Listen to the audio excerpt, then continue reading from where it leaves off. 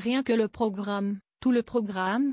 Jean-Luc Mélenchon a proposé vendredi 29 novembre à ceux qui veulent s'unir avec la France insoumise de porter une candidature commune dans le cas d'une élection présidentielle anticipée. Union qui, prévient-il, se fera sur la base de son programme. Nous sommes partisans d'une candidature commune. On se l'est dit 10 fois, sur la base du programme.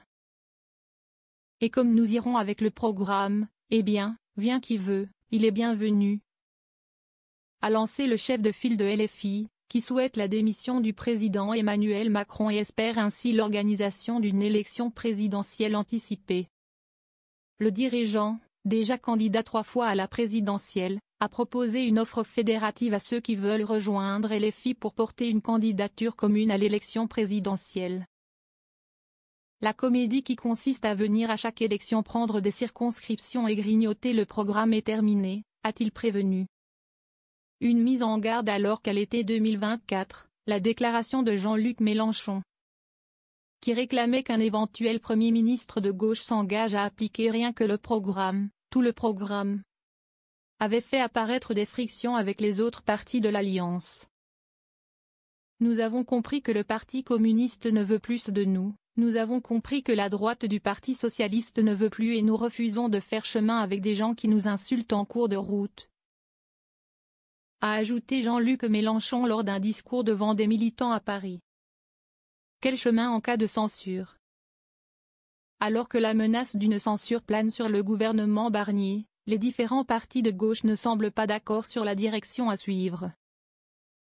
LFI reproche aux socialistes de vouloir tendre la main au camp présidentiel, et d'enterrer ainsi le nouveau Front populaire. Dimanche dernier, le chef des députés socialistes Boris Vallaud a plaidé pour un dialogue entre tous les partis, à l'exception du RN, pour poser la question des conditions d'une non-censure, ce qui impliquerait nécessairement des compromis.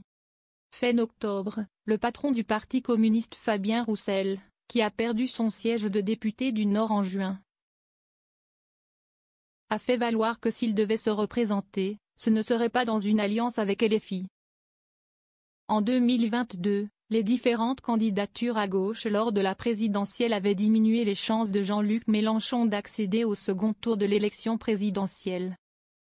Dans les mois qui ont suivi la naissance de la NUP aux législatives, la gauche avait donc dit sa volonté de partir unie en 2027, sans parvenir pour autant à dégager la moindre proposition commune sur le mode de désignation de ce candidat et encore moins sur un nom. S'y sont ajoutés depuis le 7 octobre 2023 les fossés créés et jamais comblés ensuite, et enfin la dissolution de 2024 et l'évolution du rapport de force à gauche. De quoi compliquer l'équation, surtout si elle se présente plus tôt que prévu.